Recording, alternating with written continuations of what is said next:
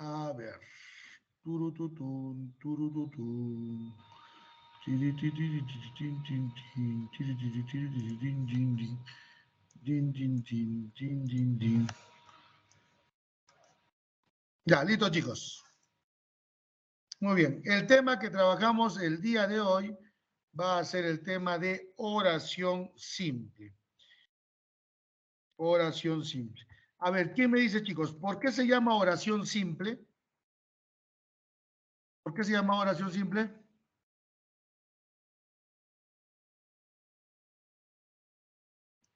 ¿Por qué se llama oración simple, muchachos?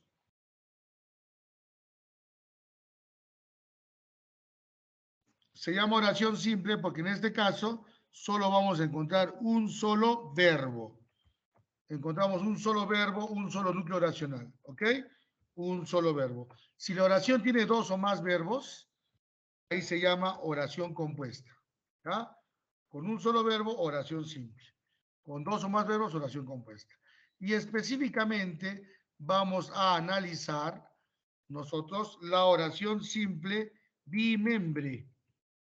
Bimembre. Y a ver, ¿quién me dice, chicos, qué significaba bimembre? ¿Por qué se llamaba bimembre?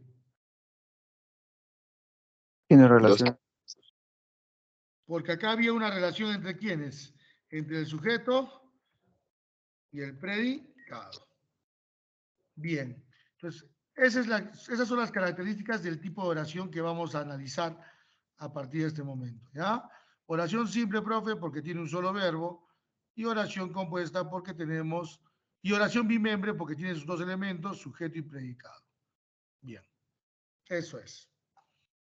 Entonces, vamos a comenzar así. El sujeto, analizando el sujeto. Al sujeto también se le llama, sintagma nominal. Recuerden, el sujeto siempre es un sintagma nominal. También se le llama tema o referente. ¿Ok? Tema o referente. ¿Y qué es el sujeto? Me dice el sujeto es el ser de quien se dice algo en la oración. ¿Ya? Ser de quien se dice algo en la oración. Ser de quien se dice algo. Podría ser una persona, animal, cosa, planta, etc. Pero siempre es algo de quien se habla.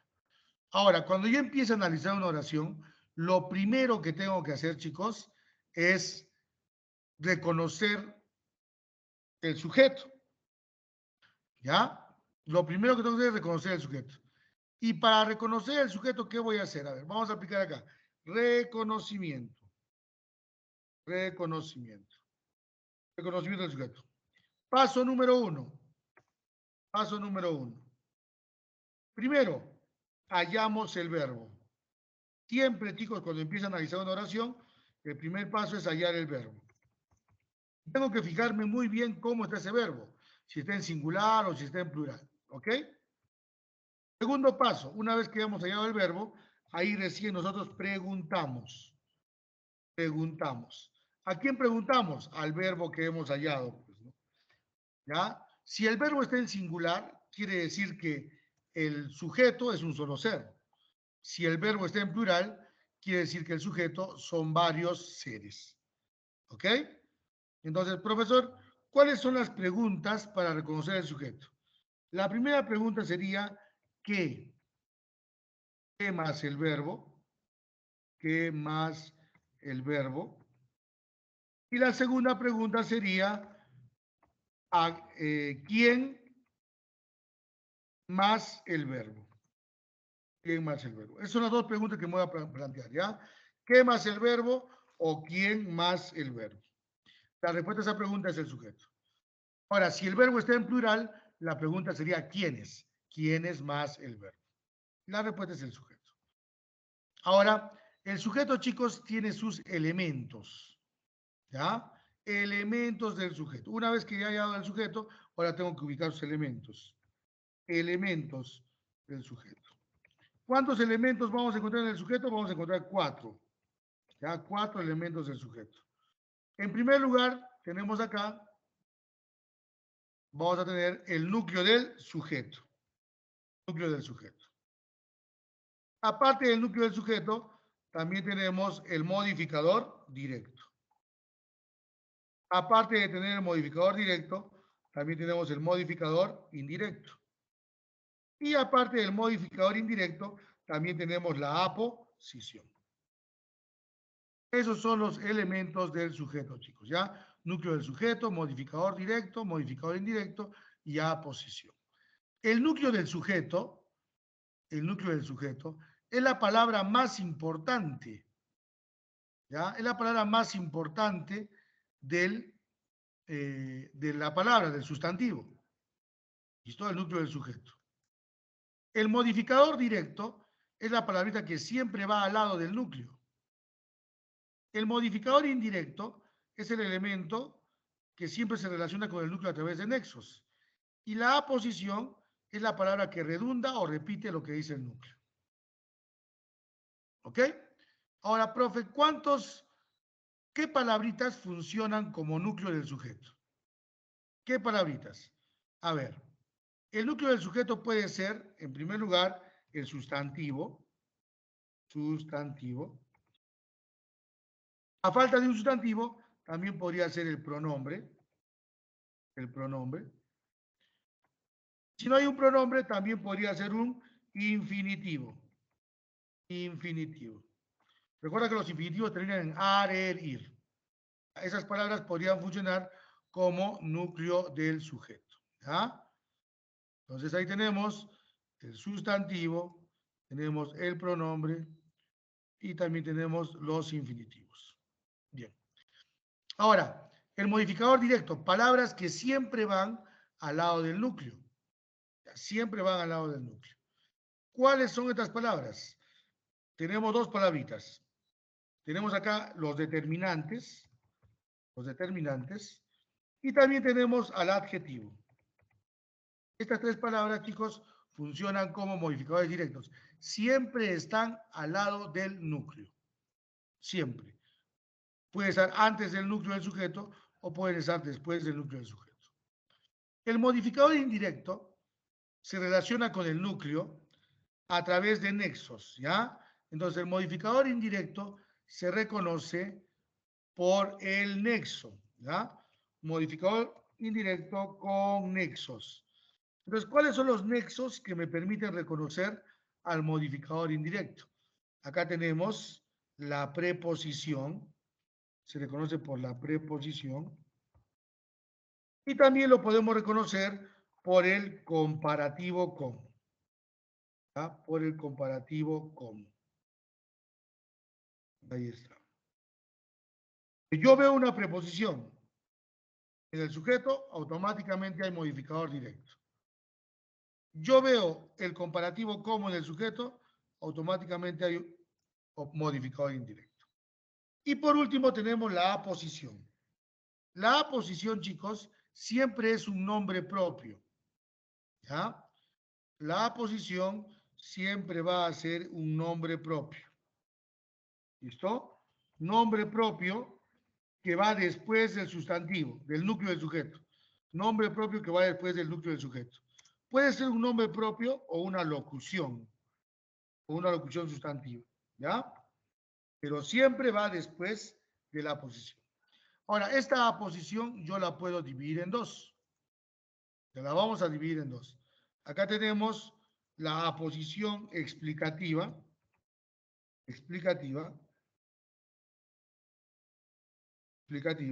y también tenemos la aposición especificativa. Aposición explicativa y aposición especificativa. ¿Cómo reconozco la aposición explicativa, profe? Porque la aposición explicativa siempre va entre comas. La aposición especificativa va sin comas. ¿Listo? Va entre comas la explicativa y la especificativa sin comas. ¿Listo, muchachos? Así se reconoce cada uno de los elementos. Muy bien, ahora vamos a pasar a hacer el reconocimiento de todos estos elementos, ¿ya? Entonces, del núcleo del sujeto, del modificador directo, del modificador indirecto y también de la aposición. Listo, muchachos. Hasta acá, ¿alguna pregunta, alguna duda?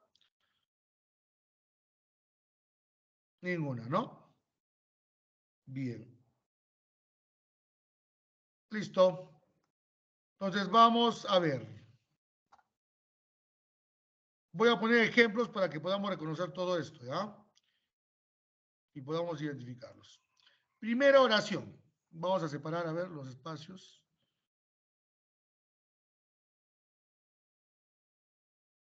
Listo, a ver. Listo, vamos. Primera oración, me dice así. Ayer, vamos a empezar. Ayer, los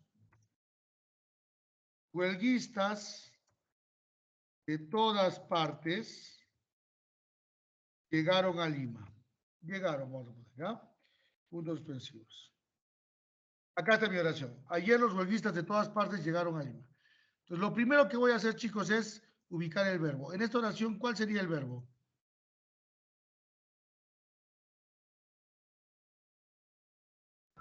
¿Llegaron? Llegaron. Ahí está. Al verbo de frente le pongo núcleo del predicado. De frente, núcleo del predicado. Ahora, como veo que el verbo está en plural, la pregunta tiene que ser en plural.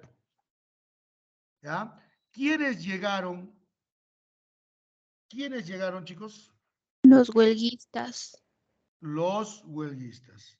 Separamos seg, separamos seg. Listo. Ahí está. ¿Quiénes llegaron? Los huelguistas de todas partes. Eso sería el sujeto.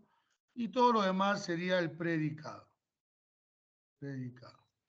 Analicemos el sujeto. ¿De quién estoy hablando? De los huelguistas. Acá el sustantivo huelguistas vendría a ser el núcleo del sujeto. El determinante que lo está acompañando es el los, vendría a ser el modificador directo. De todas partes, mira, acá que tengo, tengo la preposición de. Esa preposición de me indica que todo lo que viene después, ¿qué será? Modificador indirecto. Y eso es todo, chicos. Así se halla los elementos de una oración. Fácil, ¿sí o no? A ver, vamos a poner otro ejemplo. Profesor, una consulta. Dime. ¿Llegaron por qué núcleo del predicado? El verbo siempre es núcleo del predicado. ¿Ya? El verbito siempre es núcleo del predicado. Ok, profesor. Bien. Listo. A ver, vamos a poner otro ejemplo. Ahora ustedes lo van a hacer. A ver, voy a decir acá. Metió un gol. Metió un gol. El delantero, rápido como un lince. Metió un gol el delantero rápido como un lince. Acá, chicos, a ver. Dígame, ¿cuál es el verbo? Metió. El verbo es metió. Muy bien. A ese verbo de frente le pongo núcleo del predicado.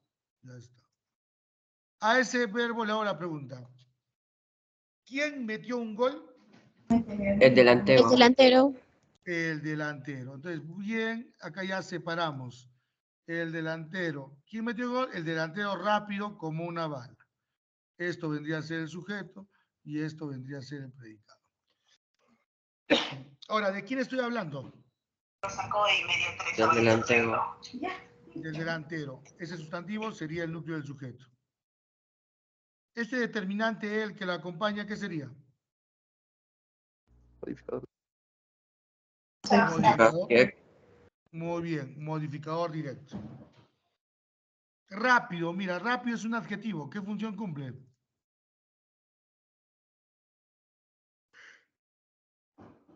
¿Qué función? Rápido, adjetivo. Modificador directo.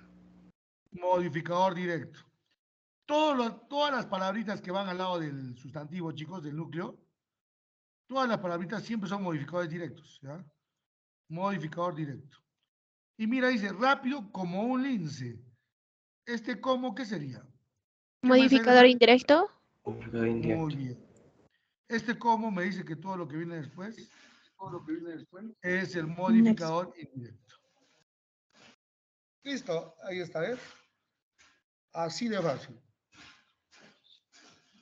Vamos con la siguiente. Vamos con la siguiente, a ver, otra preguntita.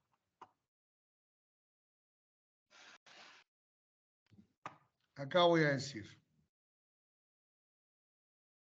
A los alumnos, son ustedes, los alumnos,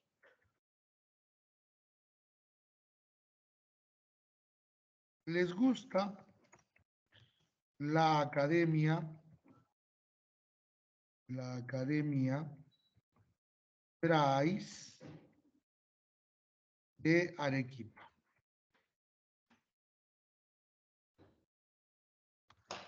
Ya, esta es la oración, chicos. A los alumnos les gusta la Academia Bryce de Arequipa. Muy bien. A ver, ayúdenme a analizarla. ¿Cuál es el verbo?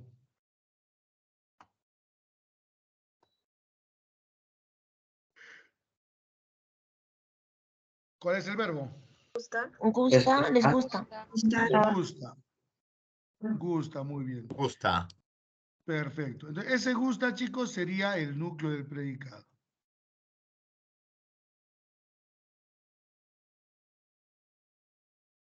Núcleo del predicado. Ahora, haz la pregunta y ¿cuál sería el sujeto? La Academia Bryce de Arequipa, que le gusta. Muy bien. La mayoría o la gran mayoría de estudiantes en este tipo de oraciones se confunden. ¿Ya? Entonces, un alumno común y corriente me diría, profe, el sujeto es a los alumnos. Es lo que donde siempre suelen confundirse. Porque piensan que el sujeto siempre va al inicio de la oración. El sujeto puede ir al inicio, al medio o al final. ¿Ok? No necesariamente al inicio. Entonces, un alumno cualquiera me va a decir, profe, es el alumno sería el sujeto. Pero no, te voy a dar dos tips. Uno, el sujeto jamás puede empezar con preposición. Mira, acá este alumno se está empezando con A. Eso no se puede dar. Sujeto no empieza con preposición. Dos, el sujeto y el verbo siempre concuerdan en número. Siempre concuerdan en número. O sea que si el verbo está en singular, quiere decir que el sujeto también tiene que estar en singular. Si el verbo está en plural, quiere decir que el sujeto también señala varios seres o plural. Entonces, acá yo veo el verbo guste está en singular y alumnos está en plural. Entonces, por eso también los descarto. Ahora, la pregunta para el sujeto no es a quién. La pregunta para el sujeto es quién. Entonces, por esos tres motivos, alumnos no puede ser.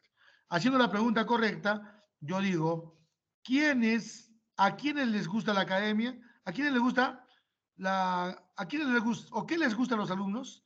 La academia. Eso sería el sujeto.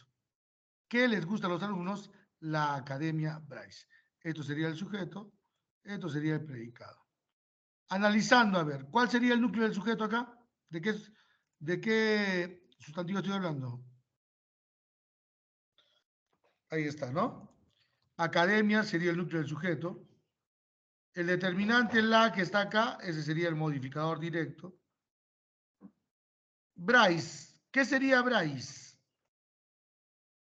Mira, Bryce, nombre propio después del núcleo. ¿Qué función es esa, chicos? Aposición. Muy bien.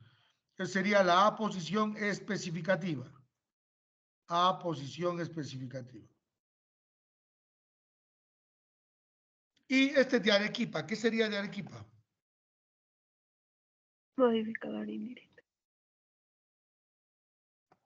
Muy bien, tengo la preposición de, esa preposición de me indica que todo esto es el modificador indirecto. Listo, ya ahí tengo todo, chicos, está bien analizado ya. Así se analizan las oraciones. A ver, pongamos otro ejemplo. Otro ejemplo. Voy a decir acá. acá digo, nosotros, los de entonces, ya no somos los mismos. Nosotros los de entonces ya no somos los mismos. A ver, acá hallo el verbo. El verbo vendría a ser somos. Ese sería el núcleo del predicado. A ese verbo hazle la pregunta. A ver, ¿cuál sería el sujeto?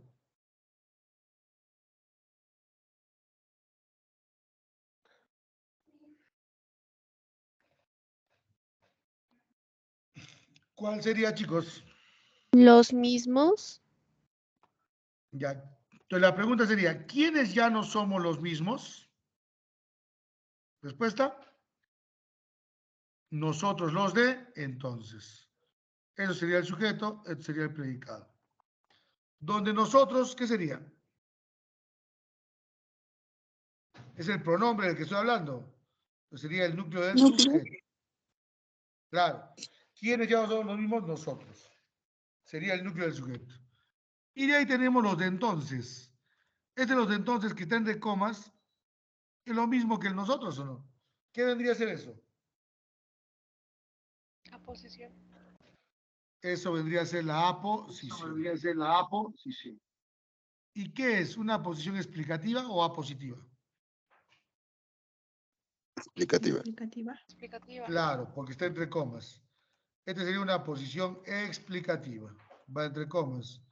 En cambio, esta posición Bryce acá sería una posición especificativa.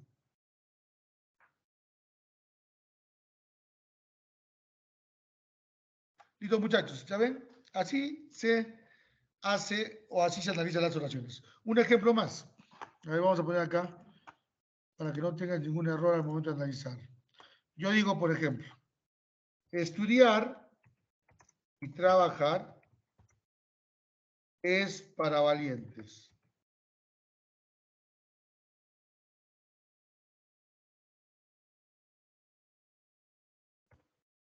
Estudiar y trabajar es para valientes. A ver, de frente díganme ustedes, ¿cuál es el sujeto?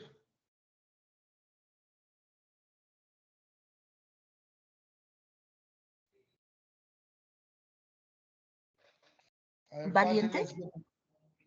Valientes. Ya. Estudiar y trabajar. Listo. Estudiar y trabajar. ¿Cuál sería el verbo? Es.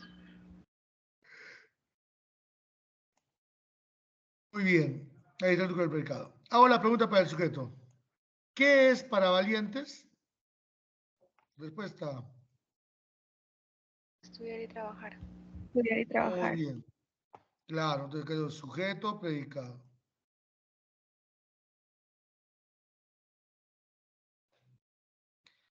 Ahora analicemos el sujeto. Mira, estudiar y trabajar son infinitivos. ¿Los infinitivos qué función cumplen en la oración? Infinitivos. ¿Funciona como? Núcleo de sujeto. Claro, claro, muy bien. Entonces, este estudiar sería núcleo del sujeto y este trabajar también sería núcleo del sujeto. Listo. Ahí está, ¿ves? Ahí hay dos núcleos. Ahora, también te había puesto, por ejemplo, en la semana número 10, te había puesto los tipos de sujetos. Hay un sujeto expreso y hay un sujeto tácito. Sujeto expreso cuando el sujeto está en la oración y el sujeto tácito cuando el sujeto se sobreentiende. A ver, acá en estas oraciones los sujetos son expresos o son tácitos.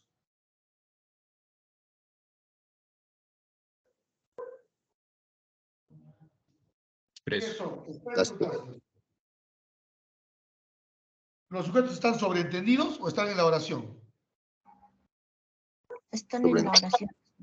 Están ahí en la oración. Por eso lo estoy analizando, pues. Entonces son sujetos expresos. El sujeto tácito es cuando no está en la oración, pero se sobreentiende que hay un sujeto. Ahora, también hay un sujeto simple y hay un sujeto compuesto. El sujeto simple es aquel que tiene un solo núcleo. El sujeto compuesto es aquel que tiene dos, tres, varios núcleos. Ya varios núcleos. A ver, el primer sujeto será simple o compuesto.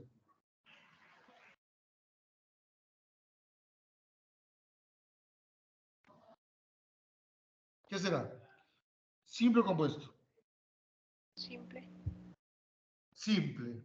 El segundo sujeto, ¿simple o compuesto?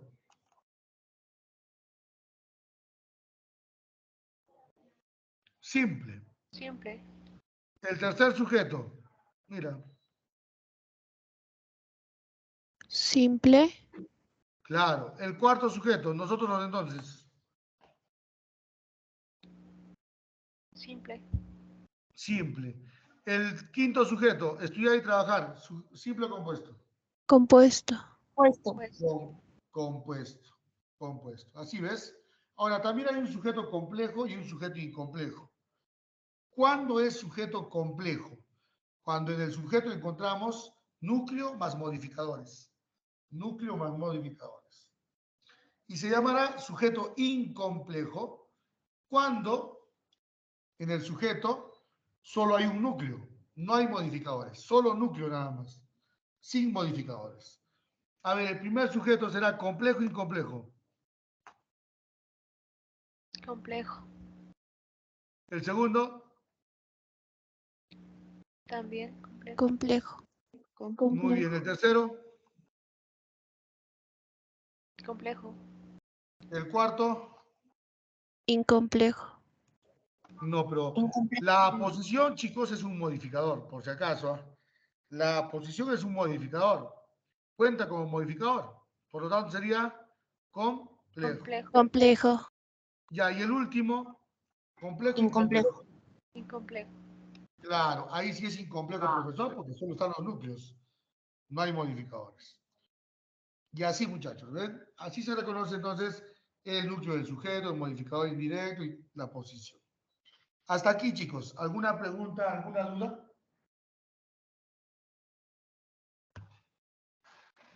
No. Muy bien. Capturen la pantalla, la imagen, chicos, para que lo puedan subir al chat. Captúrenla ya. Porque voy a borrar el chat.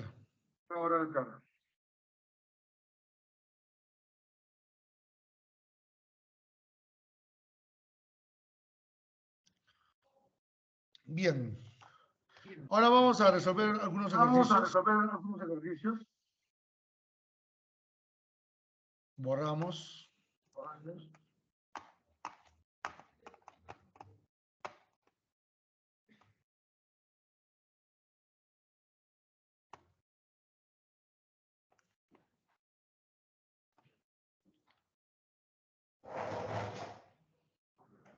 A ver, en la primera oración decimos...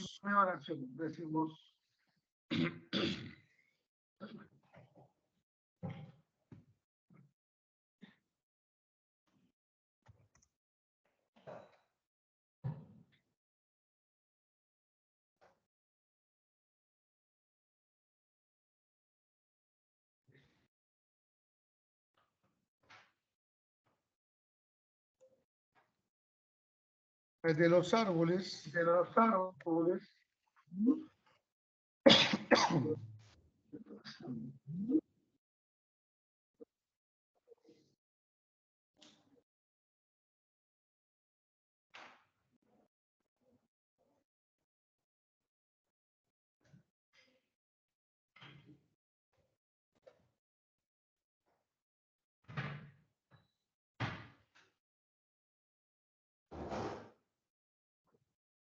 Y acá está la oración, chicos. De los árboles en invierno caen las hojas secas. A ver, ¿cuál sería el sujeto acá? De frente, sujeto.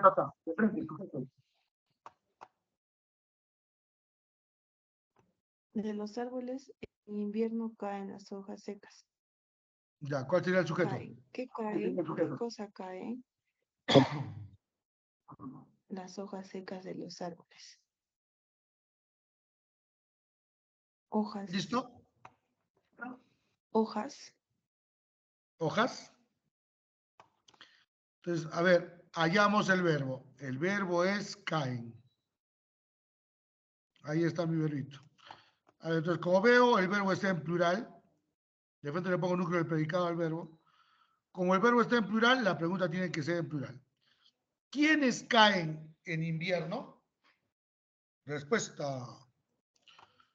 Las hojas Las hojas secas. secas. Muy bien. Las hojas secas. Eso sería el sujeto y lo demás sería el predicado. Analizando el sujeto. ¿De quién estoy hablando? Ah, profe, estoy hablando de las hojas. Hojas sería el núcleo del sujeto. Este las es un modificador.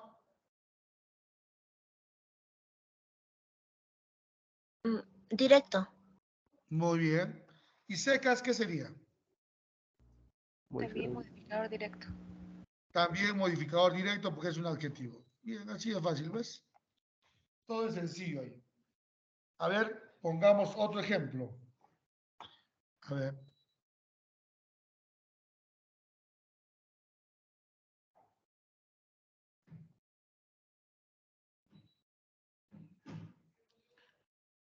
A ver acá.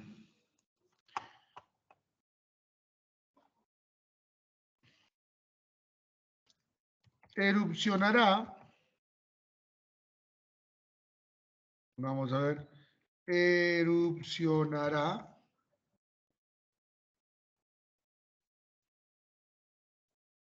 El imponente volcán Misti de Arequipa. Erupcionará el imponente volcán Misti de Arequipa. A ver, ¿cuál sería el sujeto? El imponente volcán Misti. Ya. Entonces, mira acá. Erupcionará es el verbo. Ahí está el núcleo del predicado.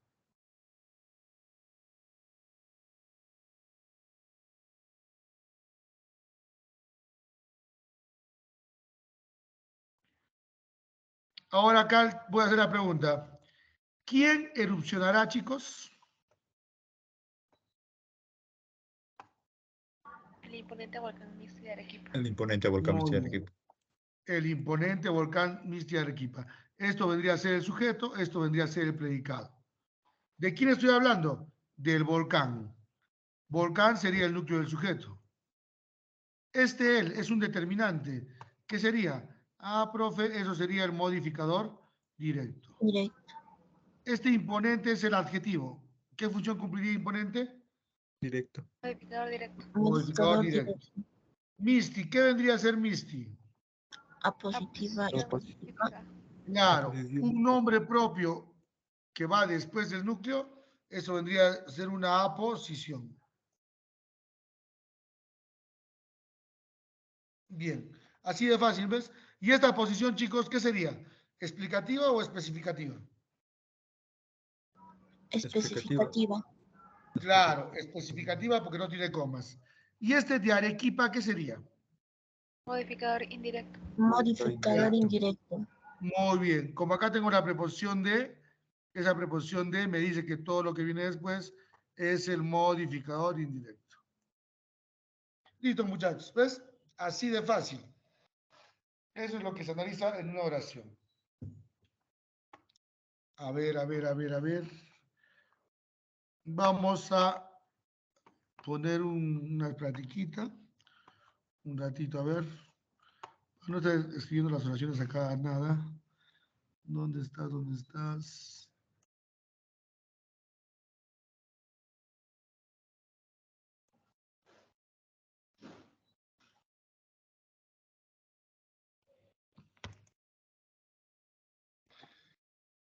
Listo.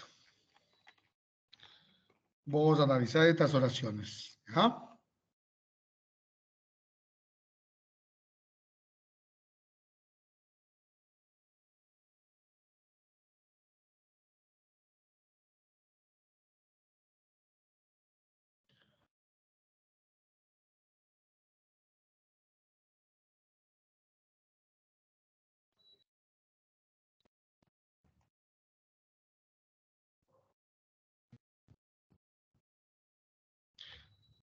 Ya, a ver acá, esto vamos a analizar. Esta de acá. Listo, listo, listo, listo, listo. A ver, en la primera oración.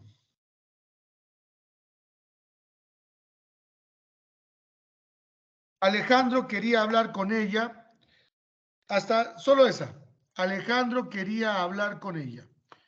¿Cuál vendría a ser el sujeto? De frente, díganme cuál es el sujeto. Ella. Hay el verbo. ¿Cuál es el verbo?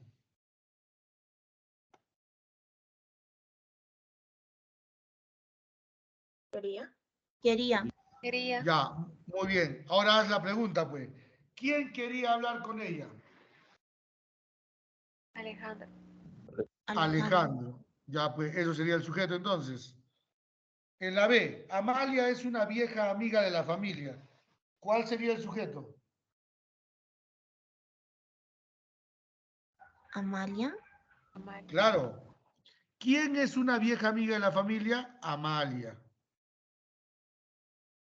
En la C, Clara lloró toda la noche por culpa de su exnovio. ¿Cuál sería el sujeto? Clara. Claro. ¿Quién lloró? Clara.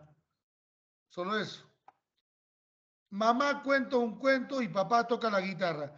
Analicemos la primera oración. La primera oración es esta. Mamá cuenta un cuento. Acá hay mamá cuenta un cuento. ¿Cuál sería el sujeto? Mamá. Mamá. Claro. Mamá. ¿Quién cuenta un Mamá. cuento? Mamá. Y en la segunda oración, papá toca la guitarra. ¿Quién sería el sujeto? Papá. Claro, sencillo, ¿ves? En la siguiente, Pedro sirve la comida que preparó con mucho cariño. A ver, Pedro. ¿cuál es el sujeto? Pedro. Pedro. Claro, ¿quién sirve la comida? Pedro. Hoy conocí a una chica muy interesante. Ahí, ¿cuál sería el sujeto? Chica. Tácito. Yo. Claro, muy bien. Acá el sujeto está diciendo, el verbo es conocí. Ahora pregúntate, ¿quién conoció a una chica muy interesante hoy? Respuesta, Yo. claro, Ah, yo. Pero este yo, mira el sujeto, es un sujeto tácito, pues chicos. Sujeto tácito. A ver, la siguiente. El silencio se hizo presente en toda la sala. ¿El silencio? El silencio. Muy bien. ¿Quién se hizo presente? El silencio. Perfecto. En la siguiente, a ver, ¿cuál sería el sujeto? Nosotros. Tácito. Muy bien. En la Tácito. siguiente, como el verbo es saldremos, ¿quiénes saldremos en silencio? A sujeto tácito, nosotros. En la I, Javier, los niños están emocionados por tu llegada. ¿Cuál sería el sujeto? Los niños. Los niños. Los niños. Claro, muy bien. ¿Quiénes están emocionados? Los niños. Profesor, ¿y qué sería Javier? El sujeto de los niños, ¿ah? ¿Y qué sería Javier? Javier sería el vocativo. Javier es el vocativo. Profesor, ¿qué es el vocativo? El vocativo es el nombre del ser a quien yo le estoy hablando, el nombre del ser a quien yo le estoy dirigiendo el mensaje. ¿A quién le estoy diciendo que los niños están emocionados? A Javier. Al vocativo también se le llama falso sujeto, porque muchos lo confunden, ¿ya? Hay que tener cuidado entonces. Cuando veas que el nombre está separado por comita, ese es lo más probable que sea vocativo. Al abrir las ventanas, el viento comenzó a soplar. Ahí, ¿cuál es el sujeto? El viento.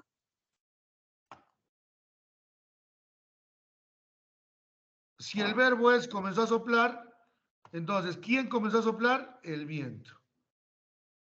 Ese es el sujeto. Bien. Listo, muchachos. Pero hasta aquí vamos a llegar, ¿ya? Acá, hasta acá tienen alguna pregunta, alguna duda que tengan. Todo claro, profesor. Muy bien, sí. chicos. Perfecto. Entonces, la siguiente clase vamos a continuar con el tema de predicado, ¿ya? Ya ahí comenzamos a explicarle el objeto directo, objeto indirecto, circunstanciales y todo eso. Bien, chicos, yo me despido entonces. Nos vemos. Chao, chao. Se cuidan. Hasta Hasta luego. luego, profesor. Hasta Bye. luego, profesor. Bye, muchachos. Cuídense mucho, cuídense mucho. Bye. Hasta luego, profesor. Bye, Daneri. Bye, bye. Cuídate.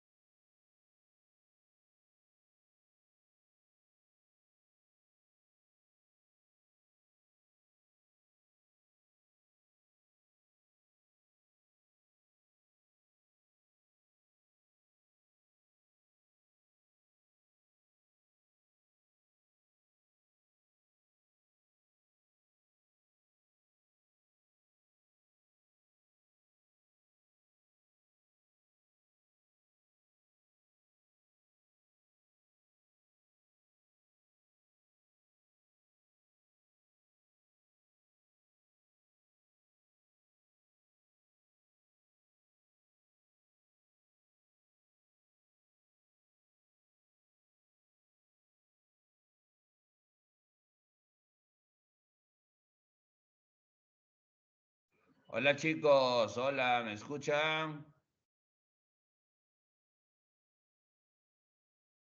Buenas tardes, profesor. Se escucha su voz. Ya, muy bien, jóvenes. Buenas tardes, profesor. Muy buenas tardes con cada uno de ustedes, chicos y chicas. Soy el profesor Román Sonco del curso de Geografía. El día de hoy vamos a trabajar un poco de morfología. Pero entra con la cuenta de Oxacopa nomás porque no sé, no. Ya. Entonces, chicos, les decía, vamos a trabajar un poco de morfología. A ver, ¿alguien recuerda qué hicimos la semana anterior? ¿Qué parte de la morfología? O como siempre no recuerdan nada, jóvenes.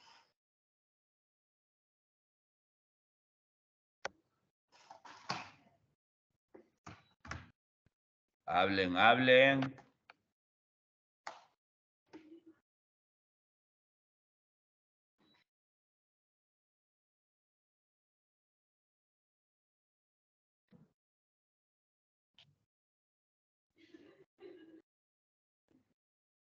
Hola, chicos.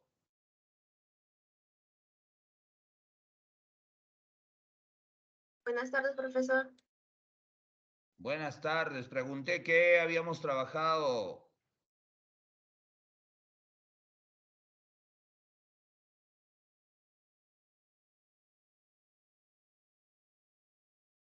Si no me equivoco, avanzamos relieves de la costa.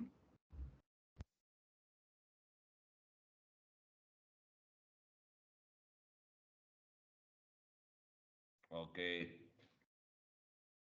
Al menos ahí su compañera se acuerda de algo, el resto no sé, jóvenes, no sé. Bueno, debimos hicimos la clase anterior, la morfología submarina y la morfología de la costa, trabajamos, ¿no? De las dos regiones. Nos falta de la sierra, nos falta de la selva. Entonces vamos a trabajar ello, jóvenes. Espero que estén atentos, ¿no? Vamos a empezar a trabajar. Voy a compartir acá mi pantalla. Me dicen si es que están viendo o no están viendo. Ya está, chicos. ¿Se ven o no se ven? Sí se ve, profesor. Ok, gracias, total. Entonces, les decía, vamos a trabajar la morfología, jóvenes, de la sierra y luego haremos la morfología de la selva. ¿Ya? La morfología de la sierra, jóvenes, arrancaba en la Gran Cordillera Occidental, luego, profesor, habían volcanes, luego cañones, luego mesetas, luego valles interandinos y llegamos a la Cordillera Oriental. Algo así graficamos, jóvenes. Esta era la Cordillera Occidental dijimos que es la más alta que hay en el Perú, por eso hay que ponerle los 6,7, 6,8 metros. Esa altitud corresponde al famoso batolito del Huascarán. Pero además del Huascarán, acá, jóvenes, están las 5 cumbres más altas o más elevadas del Perú en la Cordillera Occidental y que en su guía, en su tarea, les he puesto también ahí. Si es que han hecho, bien, si no, bueno, hay que hacerlo, ¿no? Debido a la altitud, jóvenes, se le dice Divortium Aquarium. Divortium Aquarium, traducido, profesor, quiere decir divisora de aguas. Divide las aguas, jóvenes, por vertientes hidrográficas. Esto también algo ya nosotros sabemos, porque al lado derecho baja, jóvenes, la vertiente del Amazonas y hacia el lado izquierdo, jóvenes, la vertiente del Pacífico. Amazonas y Pacífico son las dos vertientes y en la parte sur, jóvenes, encontramos la vertiente del Titicaca. Porque, jóvenes, también podemos graficar, ¿no? Podemos graficar la cordillera de los Andes en un sentido longitudinal. Si lo hago longitudinalmente, profe, más o menos saldría así, ¿no? O algo así. Caray, ¿por qué no quiere salir bien? ¿Ya? Les decía, longitudinalmente debe salir, profesor, nudo de Pasco y acá nudo de Vilcanota, más o menos así. No sé si recuerdan que habíamos unido así, jóvenes. ¿Sí? Y luego acá también algo así, ¿cierto? Y arriba también algo así, ¿no? Ya está. Entonces, en un sentido longitudinal, la cordillera más o menos tendría que ser así. Esta cordillera occidental, dijimos, ingresaba por Chile y se iba hasta el Ecuador, ¿cierto? Entonces, profe, si ingresa por Chile, ¿con qué departamento me cruzo primero? Ah, ya te vas a cruzar con Tacna. Luego, profesor, Moquegua. Luego, profesor, Arequipa. Y al norte de Arequipa, ¿quién está? Está Ayacucho. Entonces, desde unos 14 grados de latitud hasta unos 18 grados de latitud, a todo este tramo, jóvenes, se le llama el famoso arco de conos volcánicos. Se le llama así. Este arco de conos volcánicos, repito, comprende 4 departamentos: Tacna, Moquegua, Arequipa y Ayacucho. En esta zona, jóvenes, vamos a encontrar más de 400 conos volcánicos, pero el 97% de ellos son, profesor, ya volcanes apagados, extintos, ¿no? No hay manifestación magmática en ellos. Entonces, un pedacito de la cordillera occidental es llamado así. Esos volcanes, jóvenes, pertenecen a la era cenozoica entre el periodo terciario y cuaternario. Y es importante citar, por ejemplo, al volcán del Coropuna. El Coropuna, no se olviden que es el volcán más grande que hay en el Perú y es la tercera cumbre más elevada del Perú. También, jóvenes, está el volcán Ubinas, ¿no? ¿Dónde está el Ubinas, chicos?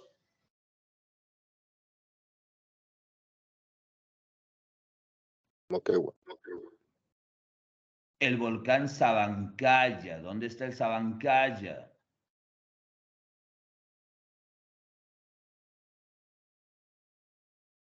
En Arequipa. El Misti en Arequipa.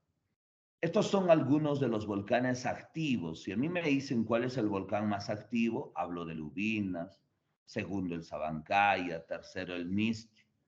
Entonces, y así los volcanes, jóvenes, tienen mucha importancia en el Perú. Pero también, jóvenes, hablamos acerca de qué, de los cañones y de los valles interandinos. Cañones y valles interandinos.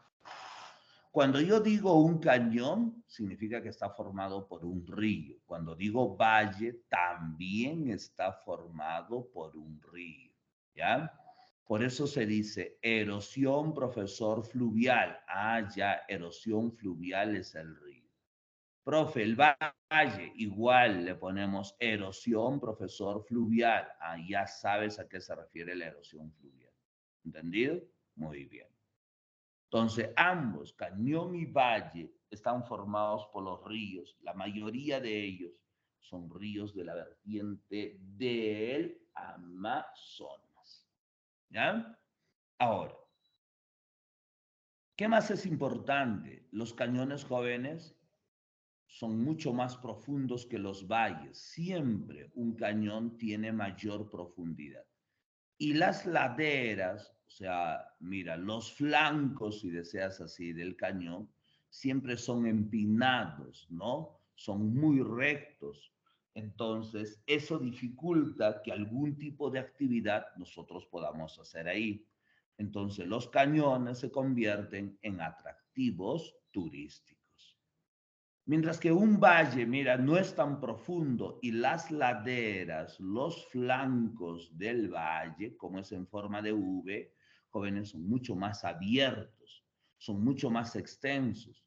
Al ser abiertos y extensos, jóvenes, entonces se puede instalar un sistema de andenerías ahí, ¿no?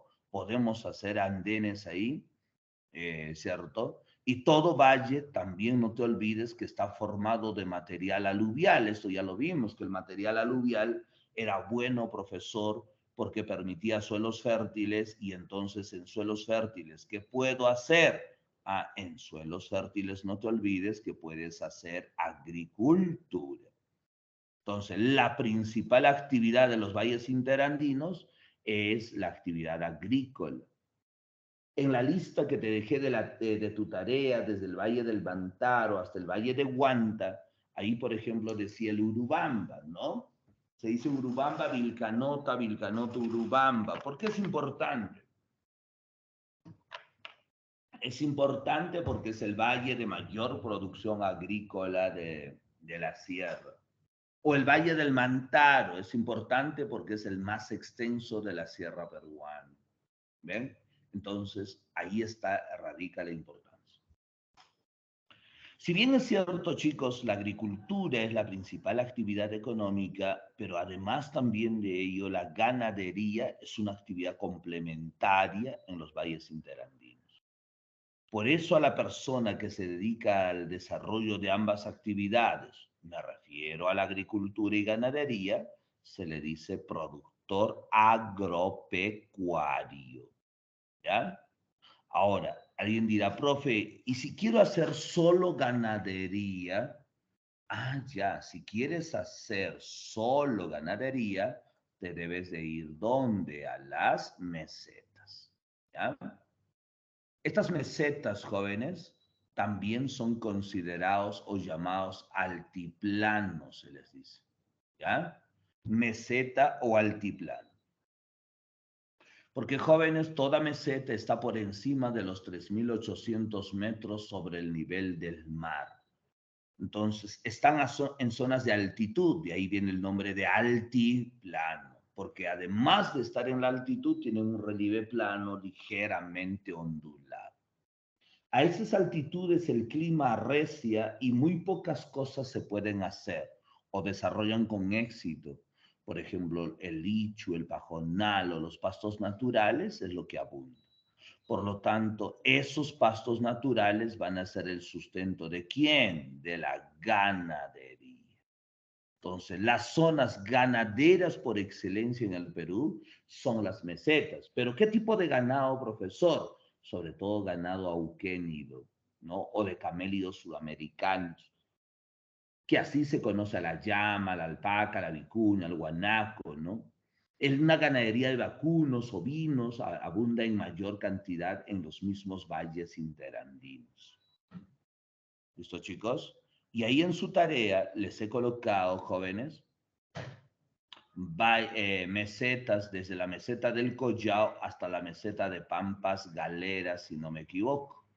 ¿Sí? Entonces, un listado completo, espero que hayan podido hacer. Al costado de las mesetas estaban los valles interandinos. Y ya dijimos que estos valles, jóvenes, eran importantes para la producción agrícola. Estos valles, chicos, se desplazan de dos maneras. Uno, longitudinalmente, eso quiere decir de sur a norte o de norte a sur. Y dos, de manera transversal. Y cuando es transversal, mira, ¿con quién van a chocar? Van a chocar con la cordillera oriental. Y el río, jóvenes, no se detiene ahí, vale decir, choca con la oriental y ya se queda ahí. No es así. El río, jóvenes, atraviesa la cordillera oriental. Y cuando este río, cuando este río de la vertiente, estamos hablando del Amazonas, atraviesa de esta manera la oriental, que puede formar pongos, también boquerones, pero sobre todo pongos. Entonces, los relieves más importantes existentes en la cordillera oriental justamente se llaman pongos. ¿Ya? Esos pongos, jóvenes, los podemos graficar acá más o menos así. Mira, por acá viene el río Apurímac. El río Apurímac se une así más o menos así. Mira, con el río Mantaro. De la unión sale el río N. N se une con el río Perené y sale el río Tambo. Tambo se une con el río Urubamba y sale, jóvenes, el río Ucayali. El Ucayali se une con el río Marañón, más o menos así, y de esta unión sale el río Amazonas. Y por acá hay un afluente, ese afluente se llama el río Guayaga. Entonces, si tú te das cuenta, hay varios ríos que están atravesando la oriental. Por ejemplo, el río Urubamba, que debe formar Pongo, el río Tambo, también el río Guayaga, también el río Marañón. En este caso se llama el Pongo de Mainique. Este Pongo de Mainique es formado por el Urubamba en la oriental. El río Tambo forma el Pongo de Tambo. El Pongo de la Aguirre es formado por el Guayaga y el río Marañón forma el Pongo de Mancerriche. Entonces, esos son los principales pongos que están en la cordillera oriental del Perú. Repito, se forman cuando estos ríos atraviesan las cordilleras. Muy bien, eso sería la morfología, jóvenes, de la sierra. ¿Alguien tiene alguna pregunta, duda, inquietud, algo, chicos?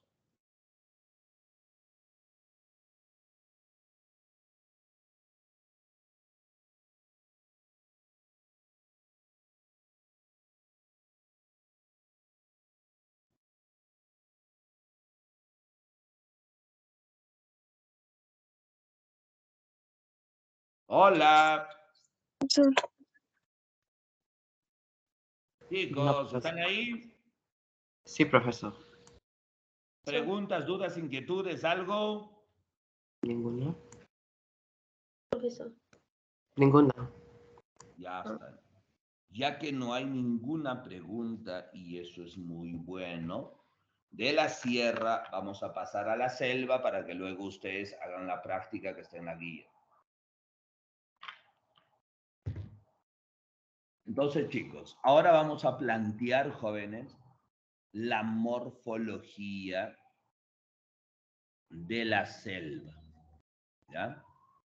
La morfología de la selva igual empieza en la cordillera oriental que acabamos de ver, que estaba cruzado, atravesado por los ríos del Amazonas. Y de ahí de la oriental salen, mira, cadenas de montañas que van perdiendo altitud. Eso se llama la región subandina, se llama así, ¿ya? Región subandina. Y luego, profesor, esta región subandina va a descender más o menos hasta unos 400 metros sobre el nivel del mar. Y luego, jóvenes, viene una zona plana, más o menos así, con una especie de plataformas, hasta llegar a 80 metros. A eso se le dice la llanura amazónica, ¿sí? Selva baja o llanura amazónica, selva alta o región sudandina. El límite mira unos 400 metros, ¿ya? Entonces, uno dice, la región subandina, jóvenes, está formado ¿de qué? De cadenas de montañas, de cadenas montañosas, ¿no? Estas cadenas de montañas salen de la oriental, conforme van a la llanura, pierden altitud, siendo el Shira, el nevado del Shira, el punto más alto de toda esta región subandina. Esta región subandina, jóvenes, padece erosión. La erosión es el desgaste. Erosión pluvial, erosión fluvial y erosión kárstica, chicos. ¿Ya? 3 tipos de erosión: pluvial, fluvial y kárstica. Ahora, cuando yo digo erosión pluvial, jóvenes, ¿alguien sabe a qué me refiero? Pluvial. Lluvias. A las lluvias. Muy bien. No deben olvidarse que la selva alta es la región más lluviosa, más nubosa y por ende la más lluviosa del Perú. Llueve, jóvenes, precipitadamente, torrencialmente, violentamente, y es de mucha duración acá la precipitación. Esa lluvia que cae sobre estas cadenas de montañas está ejerciendo o haciendo erosión pluvial. Pero Jóvenes, estas cadenas de montañas están cubiertas de mucha vegetación, o sea, hay muchos arbolitos. Y estos arbolitos jóvenes cumplen un rol fundamental, que es amortiguar la caída de la lluvia para que los efectos, jóvenes, de la erosión pluvial sean menos dañinas, menos devastadoras, ¿ya? Entonces, el arbolito ahí cumple esa función. Gracias a eso, no hay muchas consecuencias de la erosión pluvial. No es como, no sé si ahorita están leyendo, jóvenes, el ciclón Yaku, que es lo que está haciendo, ¿no? En Tumbes, Piura, Lambayeque, La Libertad, Ancash, Lima. Inclusive acá en la ciudad de Arequipa tenemos neblina, está lloviendo, hace frío. Y eso, profesor, un 15 de marzo ya no debería ser así, ¿no? Esa es una anomalía. Este ciclón, mira, está generando lluvias en la costa y esto está generando huaicos, deslizamientos de suelos. Uno dice, ¿por qué hace eso en la costa? Porque, jóvenes, no hay vegetación en la costa, entonces la lluvia ahí cae directamente a la superficie, se mezcla con las rocas, el suelo y todo lo demás y se genera un huaico. En la selva en este momento está lloviendo 10 veces más que en la costa, pero no hay huaicos. ¿Por qué? Porque la vegetación ahí está cumpliendo un rol determinante. ¿Ya? No se van a olvidar. Ahora, cuando digo erosión fluvial con F, es causado por los ríos. Hemos visto que los ríos del Amazonas cruzan, ¿cierto?, la oriental, y esos ríos, ¿qué hacen? Siguen descendiendo de esta manera, ¿ya? Siguen descendiendo por estas cadenas de montañas. Y al descender por esos lugares, jóvenes, la erosión pluvial que está formando valles, se dice valles longitudinales. No deberían olvidarse de valles como el Guallaga Central, por ejemplo. El Guallaga Central es el valle más grande, más extenso de la selva, y no solo de la selva, del Perú también. Está en la región San Martín. O el valle de Oxapampa, ¿no? Muy famoso Oxapampa en la región Pasco, considerado el ombligo del Perú.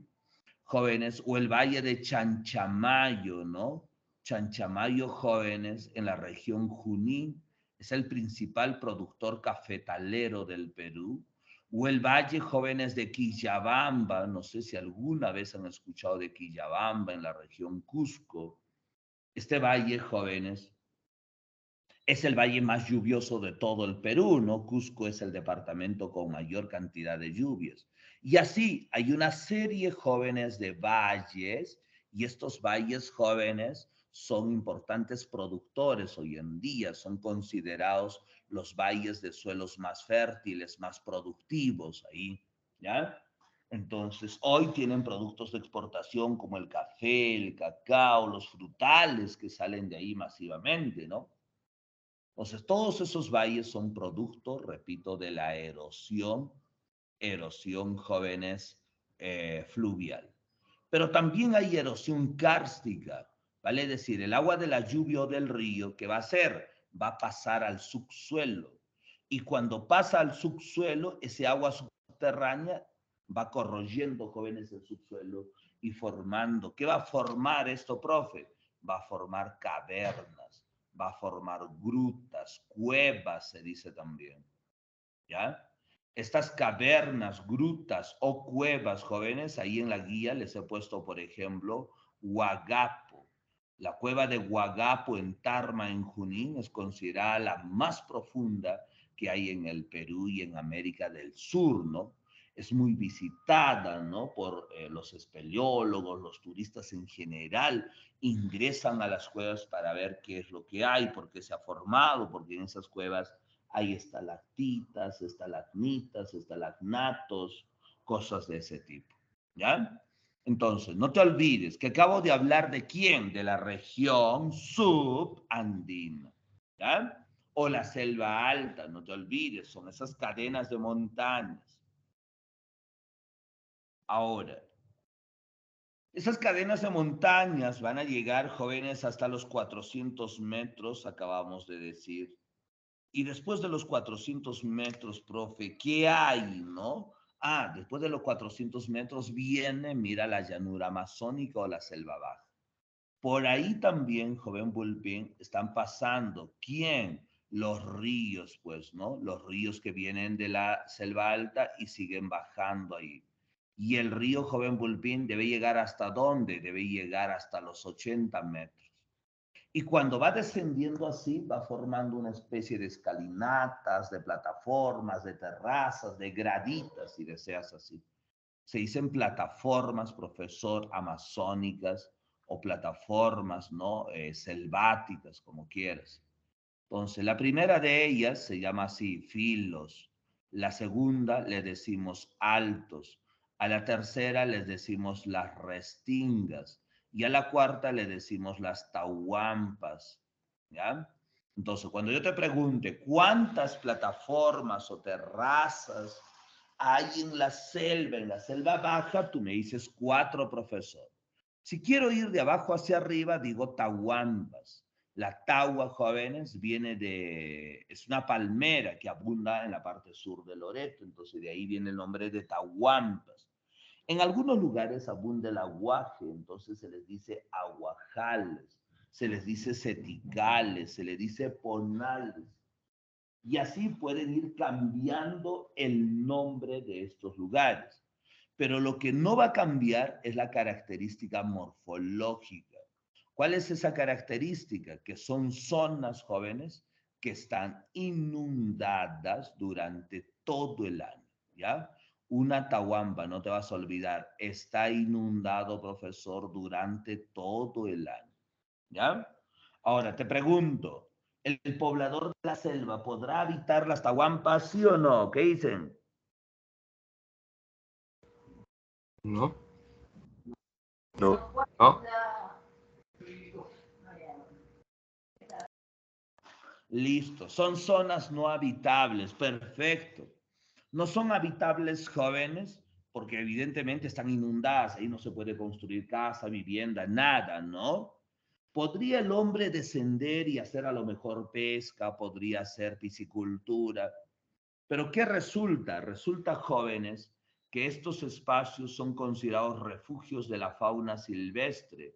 Entonces, si el hombre pasa ahí, quién sabe, pueda encontrarse, no sé, con el otorongo, tigrillo, la chuchupe, y se lo pueden desayunar al hombre, ¿no? Entonces, eso es peligroso, entonces no está habitado. Un poquito más arriba están las restingas. Las restingas también se inundan. Se inundan, jóvenes, durante el verano. Pregunto yo, ¿por qué creen durante el verano?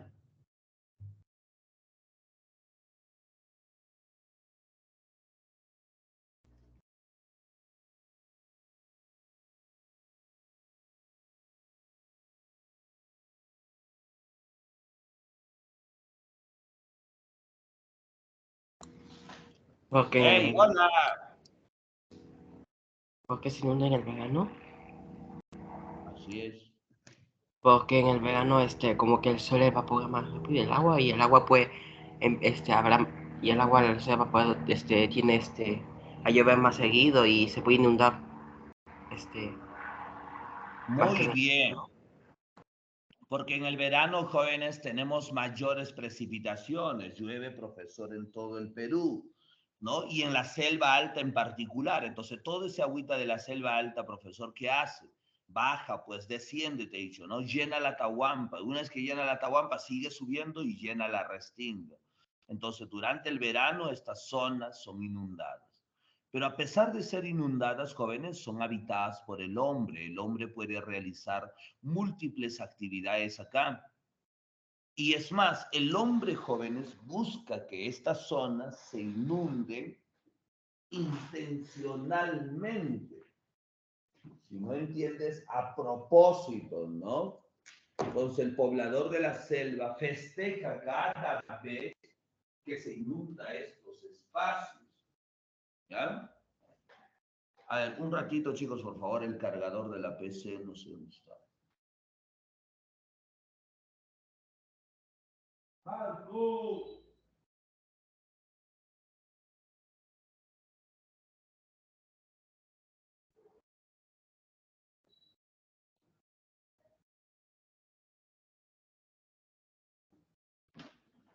hay marco. Espero que aguante la batería. Entonces, chicos, les decía que este poblador amazónico busca intencionalmente, jóvenes, que se inunden estas zonas. Los ríos en la selva, jóvenes, más o menos se desplazan así. Mire, estoy intentando hacer una gráfica acá en la parte. Uy, hemos cruzado el río, eso no va a ser el río. Intentaremos otra vez, ¿no? Entonces el río viene por acá, joven Bulbín, hace estos codos o recodos y viene por acá el río. Entonces, mire, el río está descendiendo de esta manera. Entonces, este es el límite del río, evidentemente, ¿no? Entonces, el río está viniendo por acá, lo voy a poner de rojito para que entiendas. Ahí está, mire, el río viene por acá, ¿no? Por toda esa zona. Está viniendo por acá. Pero durante el verano, jóvenes, la zona aledaña al río se va a inundar. Se inunda, mira, toda esta parte, se inunda toda esta parte también. Esos lugares, jóvenes, inundados, se les dice, tiene un nombre, se les dice barrizales. ¿Ya? Entonces, estos barrizales que se han inundado, profesor, van a dejar, jóvenes, mucho material aluvial al descubierto, ¿ya? Y entonces cuando el río recobre su cauce natural, ¿ya?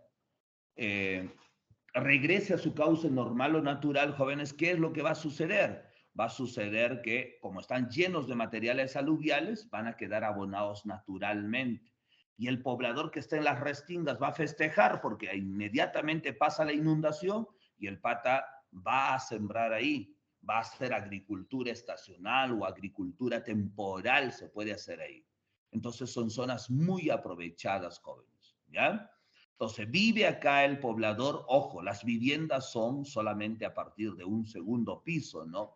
No van a pensar que van a hacer viviendas pues desde primero, nada. La gente de la selva es muy inteligente, jóvenes, ¿ya? Entonces sabe que se va a inundar y le saca el máximo provecho a esa inundación, jovencitos, ¿ya? Eso es lo que va a pasar ahí en la selva. Ahora, no sé si podamos ver alguna, luego terminamos la explicación y vamos a ver algunas viviendas típicas de la selva, de las restingas. Ahora, si no te gusta nada de la inundación, te vas pues a los altos, ¿no? Y en los altos, profesor, como dice su nombre, zonas altas, se van a convertir en zonas urbanas, en zonas jóvenes donde se van a encontrar las ciudades de la selva baja, ciudades como Iquitos, como Pucallpa, como Puerto Maldonado, jóvenes, están ubicados en la llanura amazónica, en la selva baja. ¿Exactamente dónde? Aquí en los altos. Entonces, no solo es ciudad, sino que también, igual que abajo, se pueden hacer múltiples actividades, agricultura, ganadería, actividad forestal, comercio y así. Y la gente de los altos, jóvenes, para ampliar la zona de vivienda y la zona agrícola, han invadido los filos. Pero el filo, recuerda que es el límite entre la alta y la baja, y hay todavía mucha vegetación. Entonces, para ampliar eso, se tiene que hacer deforestación, se tala. Y al talar, recuerda que te he dicho que el arbolito cumple un rol fundamental, ¿no? Amortigua el impacto de la lluvia. Entonces, cuando no hay arbolito, acá, jóvenes, los suelos son bastante inestables, los suelos son peligrosos, puede haber deslizamiento de suelos, no remoción de masas, no pueden haber aludes, entonces ponen en riesgo a la misma población y también ponen en riesgo la infraestructura que hay en esta zona. ¿Ya? Muy bien.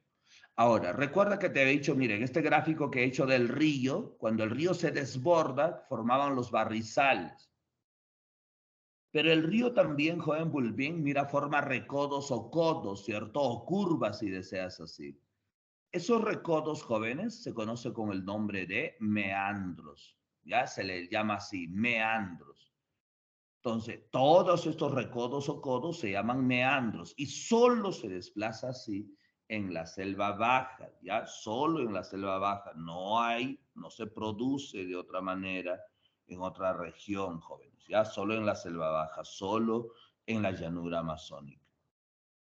Ahora, Estos codos o recodos, con el pasar del tiempo, jóvenes, se pueden ir aislando o separando del resto del río, ¿no? Entonces, toda esta parte, miren la imagen que he hecho del río, fíjate, toda esa parte se aísla, se separa cada vez más, ¿no?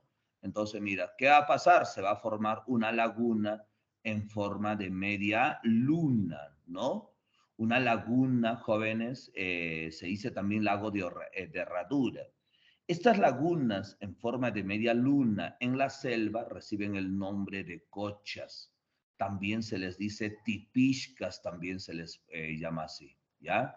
Entonces se les llama las famosas cochas o tipishcas.